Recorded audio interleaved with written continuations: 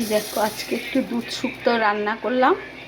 উপর থেকে ঘি আর বিউলির ডালের বড়ি ভেজে দিয়ে দিয়েছি।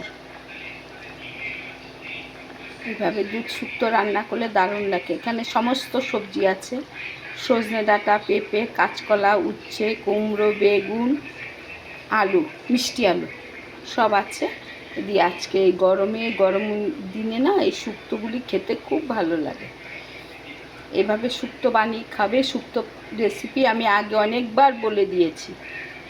আদা, রাঁধুনি, যে একটু জিরে, সর্ষে, পোস্ত, কাঁচা ঝাল, শুক্তোতে ঝাল হবে না, শুকনো লঙ্কা একটা ফোড়নে দিয়েছি সেন্টের জন্য।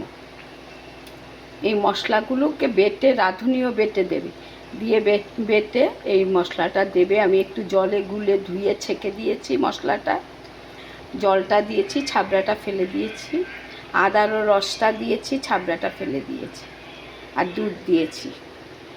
বাস এইভাবে আমি আজকে শুক্তোটা রান্না করে নিয়েছি। তোমরা এইভাবে শুক্তো রান্না করে খাবে। দেখো